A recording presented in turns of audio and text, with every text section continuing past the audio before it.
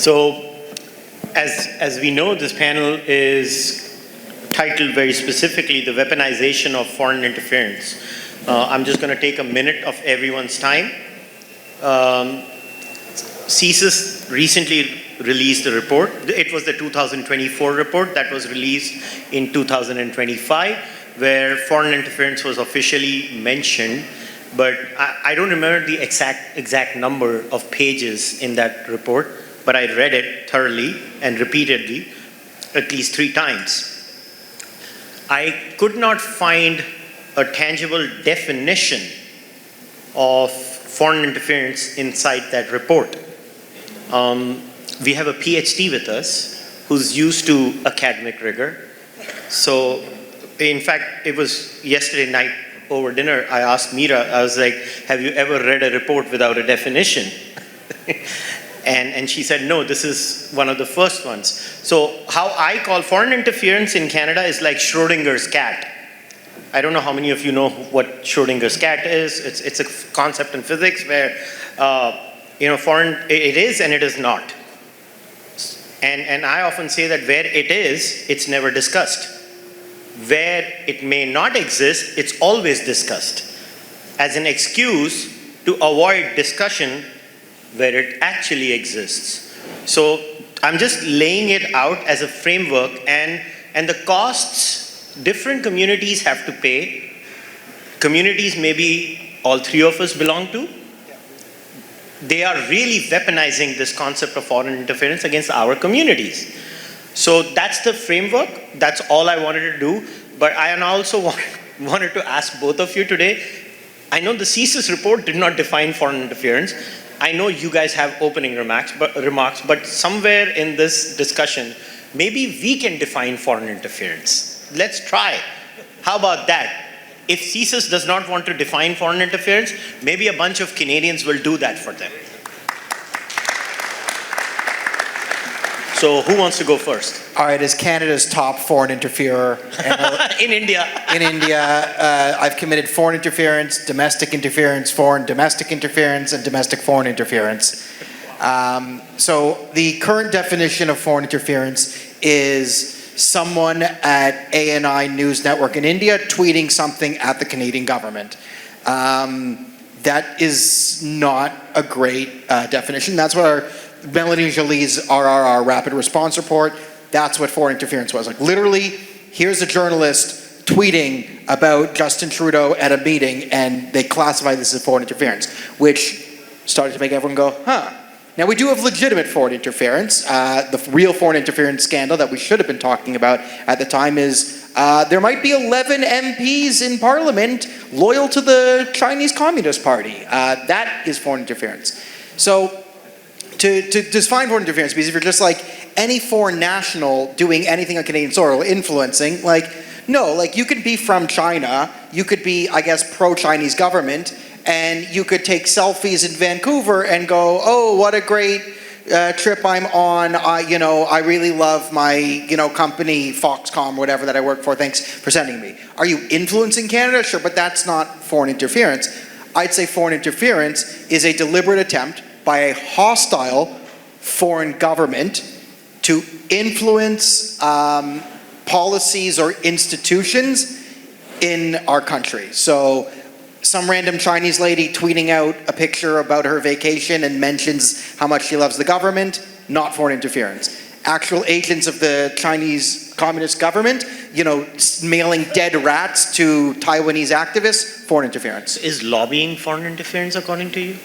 No, not if it's registered. So this is the other thing where it's like, if you're a foreign lobby organization, as long as it's registered, I'm fine with it. But there is definitely foreign interference through lobbying, because if you're a foreign entity and you're hucking money through a Muslim Brotherhood front group to then influence policy here, that can be foreign interference. But if you're a Canadian and you're like, I think we should have more rights to carry guns because on my farm there's coyotes and that's dangerous, and then you lobby the Canadian government, you're lobbying, that's different. But if you're lobbying on behalf and paid for by a foreign government and a hostile foreign government, that would be that. So people are going to accuse the Canada-India Foundation of foreign interference because you are lobbying the country of Canada to have increased business ties with India. But that's not like a policy thing, and that's like kind of central to our foreign policy. Like, it's an allied country, it's a, democracies working together. That's a reasonable request, right? You can have, right, democratic trade. And then I think there are foreign interference efforts, particularly among China and Pakistan, to stymie this effort because a stronger trade relation between India and the West undermines Pakistan, because Pakistan, like the jihadi terrorist groups in Gaza, can't defeat the IDF militarily. Pakistan can't defeat India militarily. So they've learned the most effective way to conduct warfare is through third parties or third countries that are permissive to it. So Pakistan, their air defense isn't great, but their Twitter offense in Canada is much more effective than whatever, gobbled together secondhand Chinese missile system they have. So now I want you to make your opening remarks. It's on. All right, okay. One of the key words that I seized on from your explanation is that the idea of the hostile foreign nation plays a big part in determining what is foreign interference. The problem is that idea as to who is going to be deemed hostile is subjective, to say the least, when it comes to matters of government. Anyway, I can't ever just answer a question, so just bear with me. To me, it's always about context. And when we're talking about politics, then context, takes on a life of its own. So as I was sort of mulling over what this was all about, I started with the title. This is a conference about national security. And that phrase, ought to be self-explanatory. It speaks to the security of the nation and everybody who resides within its borders. But I have to say, in my notes, I've put a question mark after the phrase national security, because I am not at all certain that the goal of national security is sufficient to ensure that all the actions taken in the name of national security are actually one and the same. Now, 12 years ago, I had the extraordinary good fortune to spend some time in Jerusalem, courtesy of the Azrieli Foundation. I was there as a postdoctoral researcher. Oh, by the way, just again, my field is copyright law, nothing to do with national security. Anyway, had this wonderful time in Jerusalem, and my then teenage offspring summed it up quite nicely. She said, Israel does real security, Canada does theatrical security. So, out of the mouths of babes. Now, as far as where we are at this moment in our most recent sort of political unveiling, it was on June 18th with the annual report of CSIS, that is the Canadian Security Intelligence Service. Coincidentally, that same day, the Canadian Broadcasting Corporation released a remarkable documentary titled Two Suitcases. And this is the work of the incomparable Angie Seth. And it is about the 1985 Made in Canada bombing plot to bring down 2 Air India airliners in mid-flight.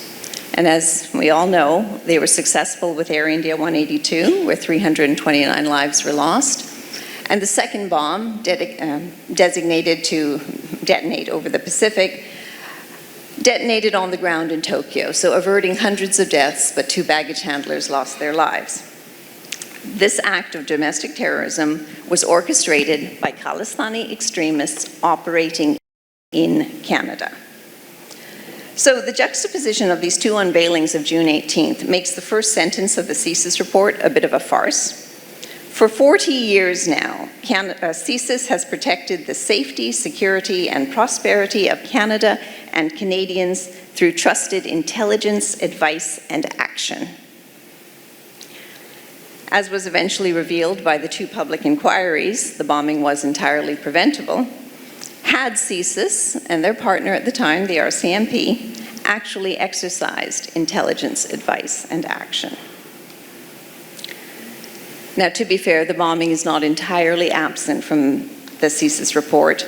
On page 29, CSIS refers to Canada-based extremists in connection to the bombing, and then states, the failure to disrupt this event provided several hard lessons for CSIS to learn as a young security intelligence service. Unfortunately, there is little evidence today to suggest that those lessons were lasting lessons. And when I look at our present challenges as far as India and the charges of foreign interference there, I found the section of the report to be quite shallow. From page 39, Indian officials, including their Canada-based proxy agents, which I'm guessing would be you, engage in a range of activities that seek to influence Canadian communities and politicians. When these activities are deceptive, clandestine, or threatening, they are deemed to be foreign interference.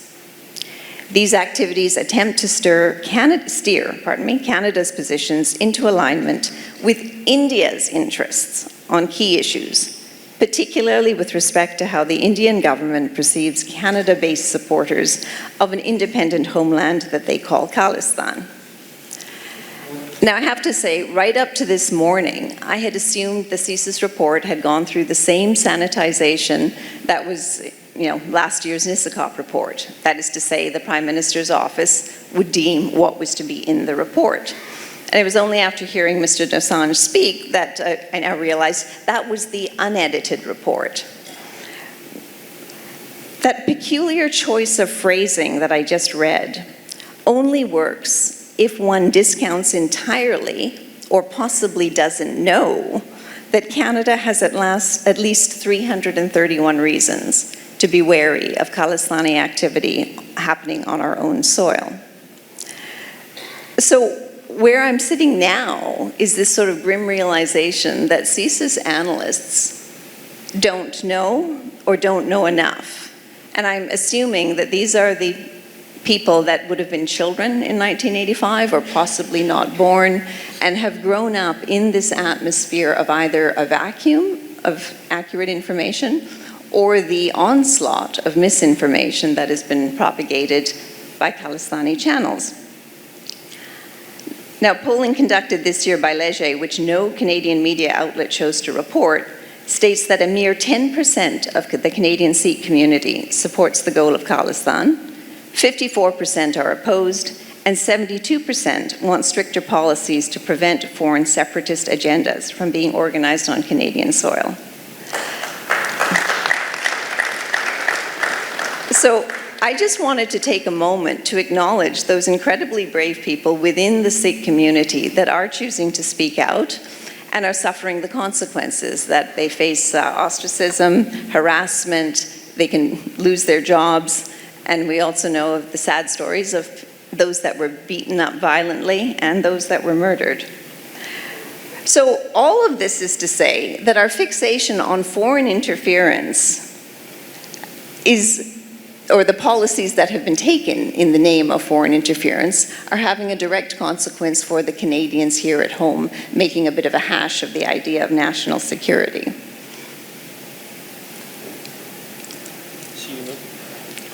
You mentioned people who get beaten up.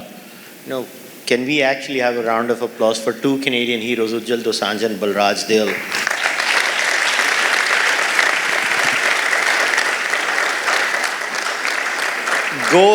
Go and read what price you have to pay if you are a Balraj Dale. Yeah. He was almost dead. If it was not for sheer luck, and I always say this, they are my heroes. I am what I am today is because I was like, if Balraj sir can do it, I'll do it. And I don't care what cost I have to pay. I don't care. If my destiny is what happened to Balraj Dale, so be it. But what has happened now with foreign interference is, if you talk about extremism in Canada, you are called the foreign agent. How did we get here? Well, yeah, this is the moral inversion tactic, and I'd say this goes back to the Muslim Brotherhood and the lefties and the whole Palestine cause. People come up to me and they laugh when they hear trans rights is Palestinian human rights. And it's funny, but it's actually true. You just have to understand that Palestinian human rights has absolutely nothing to do with getting human rights to Palestinians, and trans rights has nothing to do with transgender people. Then it makes sense. It's the omni cause. I think Wyatt mentioned this. You have, the purpose is to invert certain things and make a society accept untruths. That's mostly a communist tactic, but the jihadis use it as well.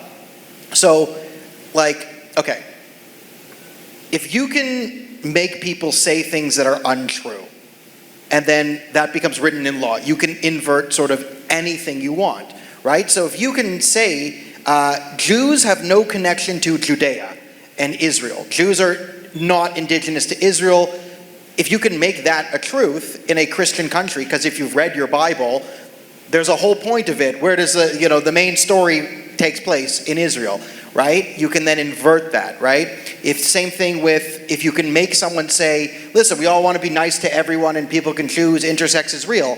But if you can make someone say, that man parading around in a wig is a woman, say it's a woman. And if you can force people to accept one untruth, because if a man is a woman and a woman is a man, and that is, then you can invert anything, right? So now you take this and if you invert, use the inversion strategy, right? Okay, we go at the Jews, right? We invert the concept of Zionism and nationalism from the Israeli angle. Well, then you could invert the connection of Christianity to anything. Because if Jews have no connection to Israel, then Christians have no connection to anything anywhere. And then the churches start burning. And then when you're in a country where the churches start burning, no other religious institution is safe if the churches burn in a Canadian country. So you want to stop the Monders, you want to save the Gedoras, you want to save the synagogues. I'm all for you. Our number one priority should be to arrest people burning down the churches, because that's the epicenter of the radicalism. And all these radicals will swarm together. So the Khalistanis and the Muslim Brotherhood and the lefties, they'll all get in the same circles. And the Khalistanis have basically learned the same tactics that the Muslim Brotherhood has used, because they work together, and use that on India. Which is why I got into the Indian thing back in 2019, when I realized all the anti-India rhetoric. I'm like, wait, I know all of this. I've heard all this before. Where's this imaginary genocide coming from? I go, oh, it's, the Kashmir. Okay, it's just more Muslim Brotherhood nonsense. This was Jamaat-e-Islami, but it's the same thing. And I realized, listen, if you can invert the concept of the nation state from Israel, you can invert it from Canada. It's the same thing as India. If you can say, Hinduism and India have nothing to do with each other, and India is an illegitimate state, and you can't have a civilizational nation in India based on the founding principles of Dharma connect to that nation, well, then you can't have any countries. No countries are legitimate. And who wants no countries? People who want a communist utopia and no borders, and people want a global caliphate where it's no countries, but it's Ayatollah Khamenei in charge. And this is how you get there. And now you have Khalistanis learning this tactic. Meera? Well, that's quite the sermon. Hallelujah. Yeah. Praise be to Stephen Harper. As we try to circle back to what you actually wanted of us, which was a definition for foreign interference, so much of it has to rest on a civil service that, first of all, is competent and is free from political interference. And I think we are a long way from that. I mean, I would like to believe that things are better now, or they will be better in this new administration. But, I mean, this has been going on for so very long. So I don't know how we get to a point where we could be comfortable with who we've decided is an enemy, if we're going to designate a hostile nation, until we have an administrative service that, breeds confidence in the rest of us. So maybe I want to come back to you here. Yeah. Why I insist on a definition is, when you read international reports, you will notice genocide is very specifically defined. Mm-hmm. A pogrom is very specifically defined. These are words that are defined, and they have standard definitions across the world. All reports, let's say a report is made by a think tank in India. They will use the same definition. We have universal definitions. Canada has just made this word up. Mm-hmm. It is like we're living in some postmodern utopia where there is this foreign interference. If foreign interference, let me try to play the devil's advocate. Foreign interference is another government commenting on affairs in another government and trying to influence policy. Are we saying that as Canada, we don't expect our parliamentarians to have an opinion on issues on other governments and other countries? And are we saying that we don't expect our government to influence policy in other countries? Are we for real? I mean, it's our foreign policy and our domestic policy to try and influence other countries. Like, it's called diplomacy, right? So No, really? Yeah, I mean, no, like, listen, we define diplomacy as foreign interference. Now, you could say it's general incompetence, and there might have been, did Justin Trudeau, did he hire Chief Wiggum to run CSIS? Maybe. But there's another explanation where if you look at the context of foreign interference was a major topic, there were 11 MPs that we think were on the payroll or connected to the CCP. You're talking about the work of Sam Cooper. Yeah, Sam Cooper, yeah, and others. I can 11 MPs. I have 5 guesses right now that I guarantee are on that name. I'll hold off. But you go, okay, maybe there's an Occam razor here, which is they were intentionally trying to muddy the waters because they're caught in their own foreign interference scandal. So if they muddy the waters on what foreign interference is and make it look ridiculous and accuse India of foreign interference because, Shiv Arora tweeted something about Justin Trudeau and Smita Prakash made a Can joke. I just give you a question, Meera, here? When I was reading the report he mentioned that was released by Melanie Joly, in that was a tweet written by a personal friend of mine in India. He's a scientist. His name is Anand Ranganathan. Okay? And I'm saying this on this podium. Anand is a dear friend. All right? That tweet was satire. A satirical tweet, Meera, ends up in an official government report of Canada. What the hell are we doing? That is the operative question. And again, I think it comes down to a lack of depth of understanding of these issues within the Canadian bureaucracy. And I don't know how that, we're talking about trying to unearth 40 years of ignorance, or coupled with 20 years of deliberate misinformation. So it is something that is not going to happen easily, but certainly from the conversations today, there's a lot of talent in this room. And this is where I'm because I have to be hopeful. No, but my question is that as we have this discussion, there are members of parliament who want to reopen the Air India bombing investigation in this country. And one of the arguments used, not by them, but what I call, I've come up with this term, there are Khalistanis, and then there are people who are Khalistani adjacent. The Khalistani adjacent crowd is creating foreign interference, as an example, to justify the reopening of the Air India bombing investigation. How do you respond to that as an Indo-Canadian? Or not words I could say publicly. It's grotesque. I mean, that's really what it is. And I am just clinging to the hope that authorities in Canada will not let it come to that they will respect the work of Justice John Major, former retired Supreme Court Justice John Major. But if this was a purely political operation, then I would have no hope. I'm just wanting to believe that those that are at the upper end of the administration know better than to go down that farce of a secondary investigation, that they know better than to give that outrageous idea any credence whatsoever. But again, at this point, we're going on hope. So my question to you now is that, do you think this weaponization of foreign interference, can it be used to silence critics of extremism inside Canadian society, in your opinion? Yeah. I mean, this is one of the major things. So there's a couple bad things that it can do. I mean, like one, we have evidence of the CCP will physically and actually intimidate activists from Taiwan, Tibet, Uyghur Muslims. There's stories of them mailing dead rats, again, to Taiwanese activists. This is a sort of a threat to silence. That's one way. The way the Russians operate is just general destabilization. They pump nonsense into the far right. They pump nonsense into the far left. They just try and, undermine the conversation in a lot of ways. And then you have the other ones, which is, Pakistan, Qatar, Iran, the Islamic Republic, the regime. they're all funding stuff. And the way they tend to silence people, and thank you to Amir Epstein and Tafsik who brought this up, but Lawfare is one of the ways. The Muslim Brotherhood is highly litigious, and there's tons of money flowing into Qatar to launch frivolous lawsuits against critics. So that's another way of silencing dissent. And each country will go about it kind of in their own special way.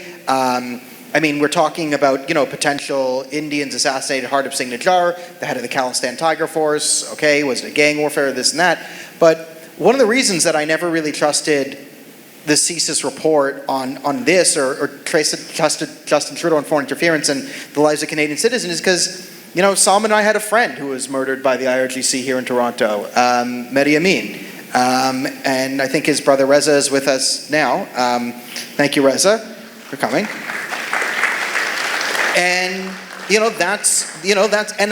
my city, Toronto, is also where Karima Baloch, an actual human rights activist, some of you know her story, she was murdered by the ISI. Now, that's not what the Toronto police said. This is the level of incompetence we're dealing with, or corruption and incompetence. They said it was a suicide. So the Toronto police are claiming that human rights activist Karima Baloch snuck up on herself, strangled herself from behind, and after she killed herself, she picked her dead body up and threw it in the river. Suicide. Case closed. And it's an absurdity that this happens, but if we have a permissive environment where ISI people can just come in, commit blazing murders, and the Toronto police go, yeah, suicide, you're going to encourage more of this. So yeah, we run a very dangerous risk of enabling a lot of bad foreign actors to commit worse and worse acts here. Meera. Sorry, I'm still sorry about your friend. It's 40 years, again, focusing in on just Khalistani extremism, 40 years of half-truth, mistruth, silence. You start to feel it is nearly impossible to try to convey the accurate story to the mainstream Canadian population. And part of that is also the abdication of, a fidelity to truth by mainstream media. And I know we had conversations about this earlier today, that this is something that but for Terry Milewski, Terry Glavin, Kim Bolan, we wouldn't have anyone speaking the truth. But coming back to, again, how we contribute or not to this dialogue, we need some more, well, what I hope for is more bilateral organized operations with people, with human rights groups in those other countries. And I just sometimes hope that that might be the one way to raise the dialogue with the Canadian government, with military, with security forces, that human rights has to be something, that has to be the one phrase of which there is no confusion. So I just want to share an anecdote with everyone, because Meera mentioned Terry Milewski, a veteran Canadian journalist. So when Terry wrote his book, Blood for Blood, Terry, till date, has not found a Canadian publisher. That book is published by an Indian publisher from India. Let that sink in. It's a Canadian tragedy. They did not find a Canadian publisher. The publisher had to be found all the way in India because nobody in Canada wanted to touch that book because they were worried about lawfare, which you spoke about. So today, if I say, as a person who probably has tried to take the work of Balrasdale forward, I know what's coming. It's so obvious that every time I talk about Khalistani extremism, because that's my thing. I talk about that in Canada. I don't talk about other issues because I'm not very confident about them. And this I'm very confident about. Like I can speak about that like the back of my hand. I am the foreign agent now, doing foreign interference. Like, am I a good foreign agent? Yeah, you're my favorite. I mean, I know I had to ask this question. I suck at it, apparently, if we go by those standards. No, you're doing great foreign interference. Great foreign interference. It's nice and out there in front, we can all see it. It makes it very easy to find. The foreign interference we did got Jagmeet Singh into retirement. So there you go. Great foreign interference. R.I.P. Jagmeet. But how do we respond as Canadians to this situation where, listen, maybe I can speak up, he can speak up, you can speak up. How many in the audience are going to speak up? They're worried because the moment, let's say even if you have a Canadian passport, you just look at what happened to a former member of parliament. That member of parliament, as a member of parliament, if I visit another country, I'm going to meet leaders of that country. That's common sense. And then there are blogs written with my pictures as a former member of parliament or a current member of parliament with leaders of another country, because right now that country is the flavor of the season and we're fighting with that country, apparently. We say Canada, we do a lot of passive-aggressive fighting. We don't do real fighting. I mean, it's all. I mean, you're referring to. Let's all say. I mean, Chandra Arya got flack for meeting Narendra Modi, Prime Minister of India. So should a Canadian MP not meet ananother Prime Minister? And this was, I think, before the whole "we hated India" thing. But how many of our MPs have been, met Xi Jinping in some sort of way, an actual foreigner? So no, this is the inconsistency of it, and I think the entire Niger scandal and escapades kind of showed that there was infiltration in the system. I think there was political infiltration. I think there was infiltration in CSIS, the RCMP, everywhere. You had most people who knew nothing, right? So you have a population in Canada that was 17% of the country knows anything about the Air India bombing, 17%.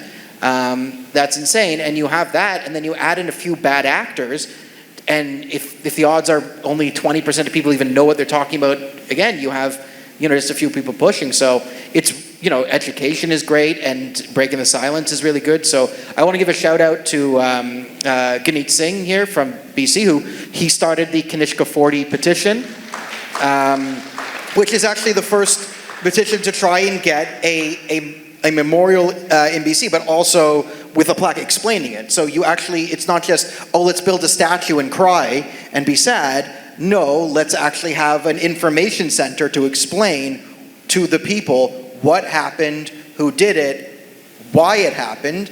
And I think, so there's a lot of great efforts coming forward from the community all throughout the country. And it was really, really bad for 40 years, but the speaking out is getting easier as more people do it. So I have one last question for you. It's actually specifically about this very thing. The CSIS report that you mentioned, I want to use that as an example. And forget this report. The last time Khalistani extremism was mentioned in that report was 2018. I've read every single report from 2018 till now. And then magically those words disappeared. Was that foreign interference? Because we have seen... It was done by our domestic politicians, so... No, but see, if you look at flags, right? Yeah. When you have these processions out in Canada, I'm not talking about in India, in Canada, you see Pakistani flags, along with Khalistani flags. There is umpteen evidence. Forget that. Let's go to step 2. There are actual reports written about how Pakistan is actually actively funding the Khalistani extremist movement. Why is that not foreign interference? Because nobody knows anything about India. I mean, that's where, in 1968, my late mother was writing about India and Canada's shared history. They were both offshoots of colonialism. In both cases, the British, had to go and poison the well as they departed. Certainly much more severely in India with partition. But that shared history could have been the foundation of a productive relationship. The other point my mother noted in 1968 is that Canada just can't seem to grow out of its, superiority complex. Thank you. I find it fascinating that my mother's article could run today and it would still be current. This is the problem. Canada does not know anything about India, does not want to know anything about India, doesn't care at all about India's geopolitical situation, where it's got China, an aggressor on one side, Pakistan, creating any amount of havoc for the last, 75 years on another. There has to be some willingness to try to understand the person you want to work with, or first you also have to want to work with them. But that, to me, is the foundational problem, that Canada does not understand what India is all about. And I say that as a born here Canadian. I mean, this is the only country I have, but I would like to see my country do better. So how do you deal with go back to where you came from? Sorry? How do I go back? Yeah. I'm not sure, but I did hear at some event a couple of months ago, somebody was talking about deporting, 800,000 Hindus.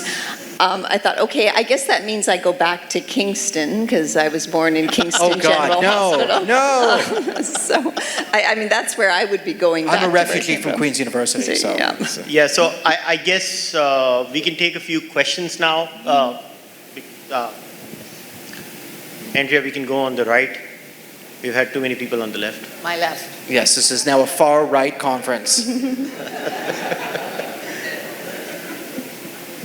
I mean, when we are talking about the foreign interference, we should not end without talking about China. So in our country, the corruption is on the next level. When a freeway like 407 is started, federal government puts all the money, but then after that it is given to a Chinese company to run. And that's just a normal business. A super lab of the scale which we have never seen before is found in a BC. That should be worry for everybody.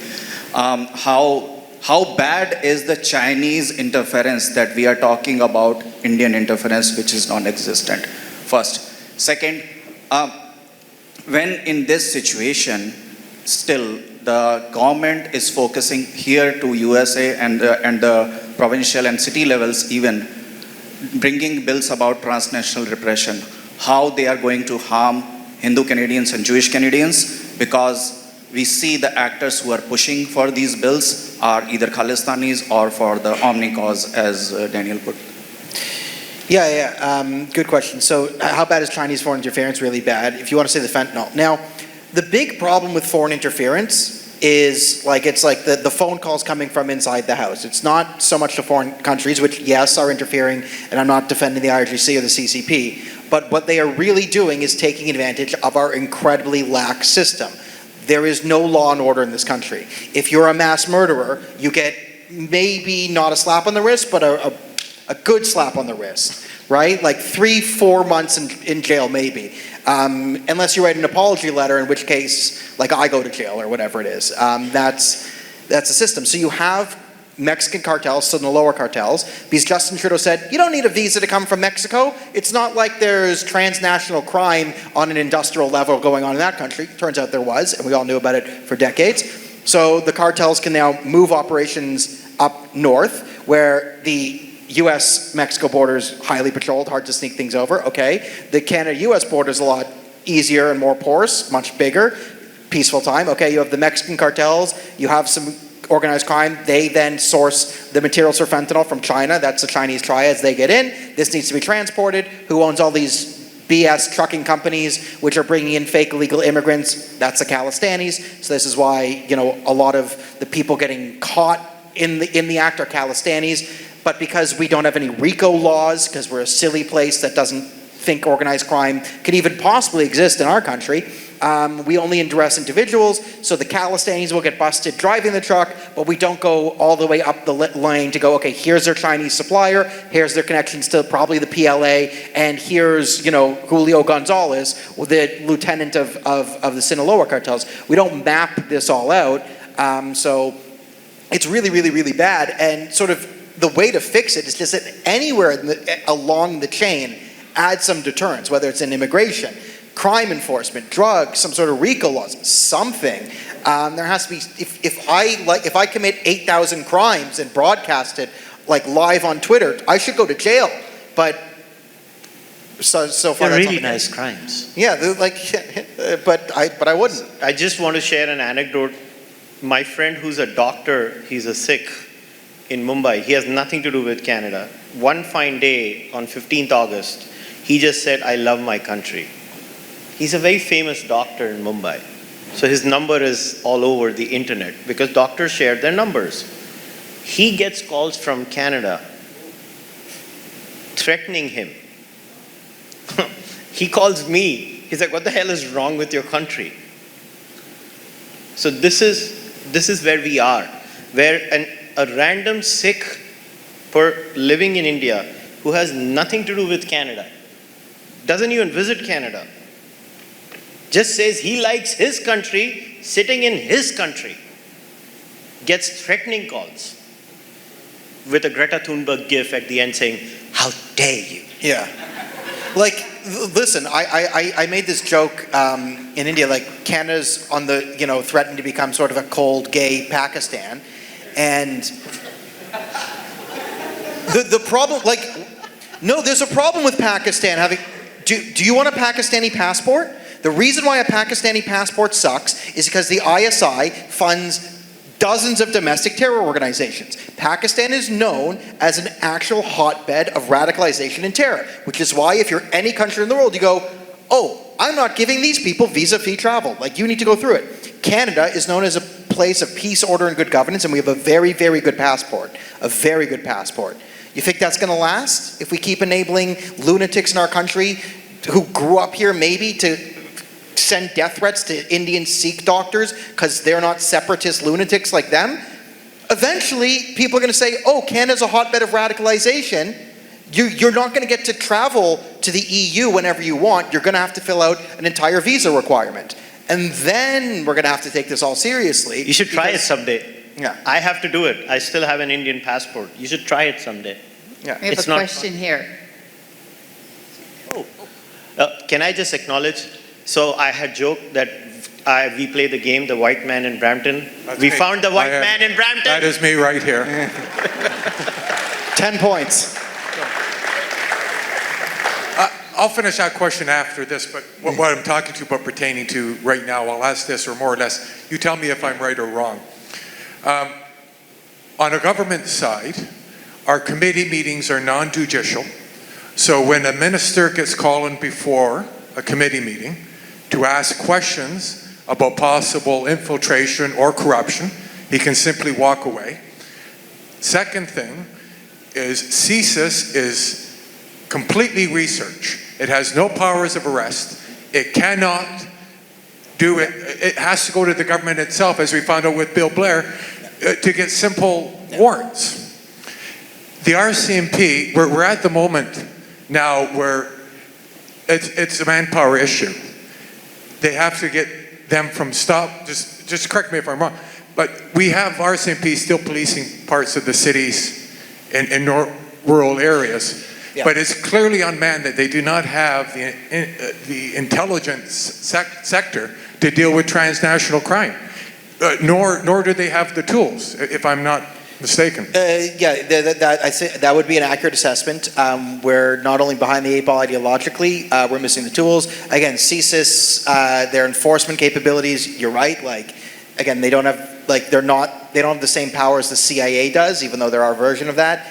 And yeah, the non-binding stuff in committee is a problem. Like, you could also understand you don't want to force ministers to be compelled to answer certain things because you might argue a national security or like an economic benefit. Like, oh, a minister is on truth. Like, well, there's secret negotiations with the states on the trade right now. They don't want to say something to blow up a trade deal. Okay, you can protect them there. But listen, all the things you identified, we're talking about a total, like everywhere across the board, there's, 24 points of failure. I think you outlined 4 or 5 of the big ones as well. And that's kind of what we're talking about here is system-wide failure. And if just at anywhere along the chain there was some deterrence or pushback, you would see a massive positive effect. But it's going to take us a while to get there. No, I think if CSIS' sole function is to do research, I come back to the whole, it's incredibly shallow. Yeah, that's the PhD talking. The research isn't great, right? It took him, what's that? Hi. Of all the numerous, foreign interference challenges that we face, the most dangerous one that I foresee is replacement of Canadian voters by mass immigration from Middle East. So what do you see as a way out? I mean, this was a Trudeau policy. I mean, you hate to get into this, and no one wants to be talking about replacement theory and all that, because that's like, white nationalist fodder. But you had the far left essentially parroting that was their goal. I mean, I remember when Trudeau first came in, so I remember when Trudeau first came in, he did an interview with an Arabic language newspaper in Toronto. Can't remember the name of it, but it's in Arabic and then it got translated. But he said his priority was to focus on immigration and bringing in tons of people from Middle Eastern communities into that. And listen, I think the Liberals said, oh, if we bring in these people from these places, they'll vote for us, right? It's sort of the classic, is it like nefarious, anti-white something? Probably not. It's more like, Machiavellian, we just want generations worth of votes to stay in power type thinking. Now, either way you slice it, you're going to destroy the country doing that. But actually, sorry if I just could butt in, the immigration in and of itself doesn't have to destroy the country. We had a perfectly good, they're both offshoots of colonialism. In both cases, the British, had to go and poison the well as they departed. Certainly much more severely in India with partition. But that shared history could have been the foundation of a productive relationship. The other point my mother noted in 1968 is that Canada just can't seem to grow out of its, superiority complex. Here we, thank you. I find it fascinating that my mother's article could run today. The running joke in that movie. That's how the Liberals treated immigration. Immigration is good. So let's just throw some immigration on. Oh, we have immigration increases GDP, so we have a problem in the schools. Immigration. Oh, we have a problem with the trucks. Immigration. We'll throw immigration on it. And immigration is neither good nor bad. It's a factor of economics. Too much is bad. Too little is bad. You want the right amount. Finding that is a fluid balance and all that. But we completely lost the nuance. And under the the Trudeauification of discourse, if everyone remembers what it was really like, you could say peak social justice times. It was the reason why immigration is so good is anyone who criticizes us says immigration is bad and they are racist. So this big fear of being called racist and this naive forever immigration, sort of my big fat Greek wedding, Windex fixes everything. You had these two things, and you just turned on the taps where we were taking in 5,000 refugees a year, which was a great amount, more than any other country before us, and we could do it properly. But then we said 25,000 Syrian immigrants, 50,000, and then we blew up the system, and the Syrian refugees we were taking in, they don't even have time to talk to anyone who can counsel them on English, because the people who work on integrating immigrants, it's just 80,000 calls a day. Hi, there's no time. There's not enough time in the day to integrate all these people or work with them. So the system was blown up completely, and now it's a matter of reeling it back in. I would like to just mention one thing in passing in response to that, Daniel, because it's not just that Trudeau opened up immigration. If you may recall that Harper committed to bringing in people who were persecuted minorities. And the first thing that Trudeau did say was, we're not going to discriminate. And then he left the Yazidis and the Christians and the Nabateans and the Chaldeans. And I mention this because I want to mention that Tafseek has recruited lawyers to help us bring in the 800 Yazidis who have been in a camp for 10 years and have family members here and should have been rescued. I just want to mention. Yeah, I just wanted to let people know that Daniel spoke about the Kanishka petition.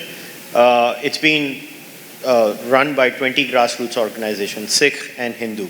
Oh yeah, that's important. Yeah, let's give a round to them. It's the first thing. So people are coming together. It's Sikhs and Hindus trying to bring truth. So tides are turning, and I'm happy. I repeat, Sikh and Hindu, both. Ross Street Gurdwara in particular. So let's say that. This is not for you, Kushal, for the other two. Why are you excluding me? Canadian. I've been persecuted. What's the boundary for foreign interference? This is in two parts. And I've always labored over this, and I've spoken about this on television debates in India. what's the boundary for foreign interference? Okay, define boundary. Let me just tell you. One friendly democracy permits its citizens to plot sedition, dismemberment, and death of citizens of another friendly democracy, and that nation must keep quiet. Is that a limit of foreign interference? Number two, are Trudeau's comments and support to striking farmers in India foreign interference? Is the financing of those farmers and their agitation foreign interference? And are the Canadian government's outreach 2 years ago in Manipur foreign interference? Thank you.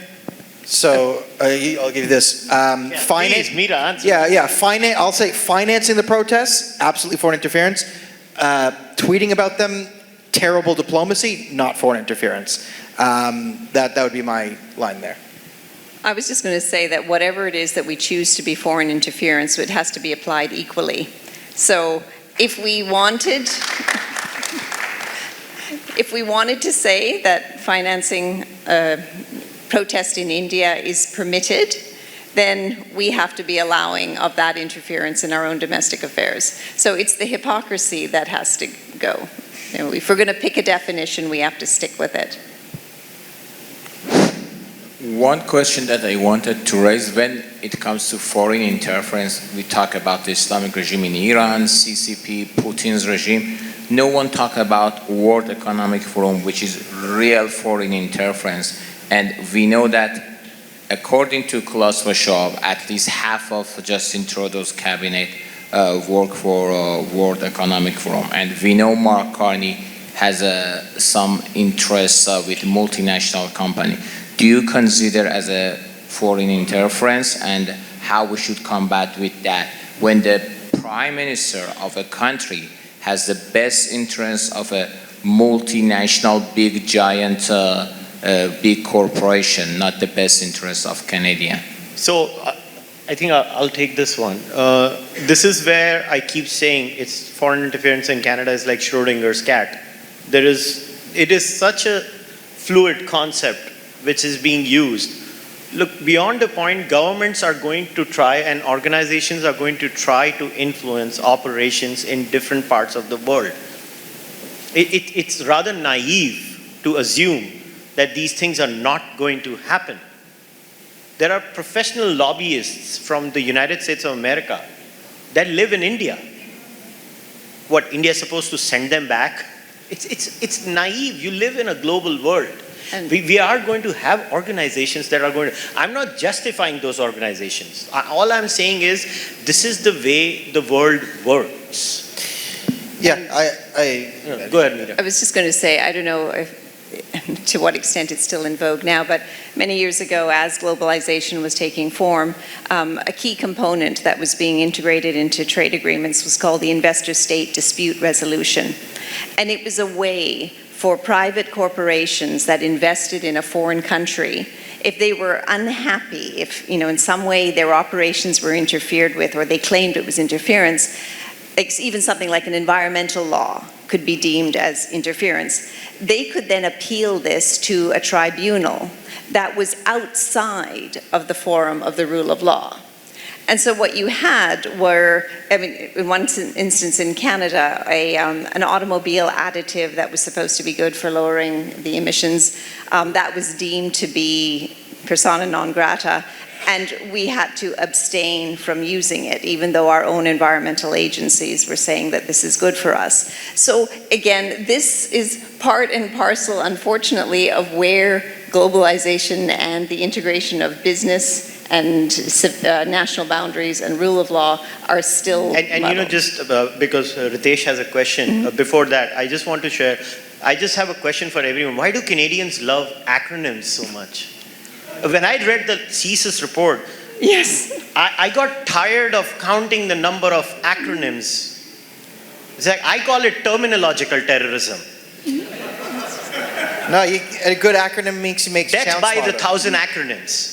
Acronyms can make you sound smarter, or organizations look scarier. Can I just request to CSIS, please stop using acronyms? It's impossible.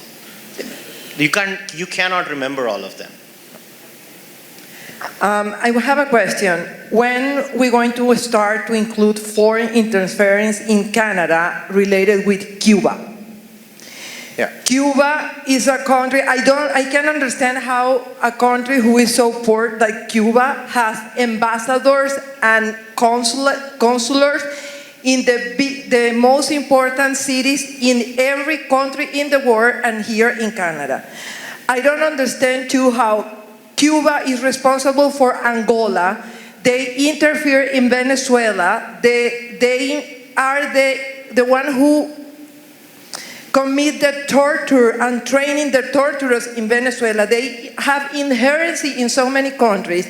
And in Canada, we continue having business with Cuba. For example, recently, New Stratus Energy, a Canadian mining company, get actions in Venezuela jumping sanctions. Why, when is going to be that double standard of a champion of human rights continue working with a dictatorship like Cuba here in Canada? Yeah, this is a very good point on sort of communist interference. Now, I think you might know the answer. Why do they have swanky, expensive, why does such a poor country have such swanky, expensive lobbying positions in other countries? Well, they steal the wealth of their own people because it's communism and they give it to the elites. And again, as the communist country itself cannot function, they cannot fight America or Canada militarily because if they tried to build a military, it would be made of plastic. So it's ideological warfare is what they excel at. Lobbying, infiltration, building up students, getting those students through the NDP into government, then they become more radical, right? This is why it makes sense for radical ideologies like communists and Islamists and Khalistanis to all get together, because if you're all radicalized in some way and you all have no loyalty to the country, it's easier for you guys to build yourself up. And yeah, we really should be talking also not just Chinese Communist Party, but the communist countries in South America, because they're the ones working with Hezbollah, so Iran and the IRGC. You're an IRGC terrorist, a Hezbollah terrorist, a narco-terrorist. You are Ali Khamenei Jr., whatever. You fly to Venezuela, you land in Caracas, you then become Manuel Marquez Albergado or whatever, and then they send you on that, you're a Venezuelan refugee from the regime, and then you send up a narco-terrorism ring and yada, yada, yada, bad news bears. On a lighter note, that would just lead to one more page in the CSIS report. Yes. And then CSIS would have to do another page. Yeah. Ritesh had a question. Ritesh. Andrea Spindle. Oh, wait. Ritesh had a question.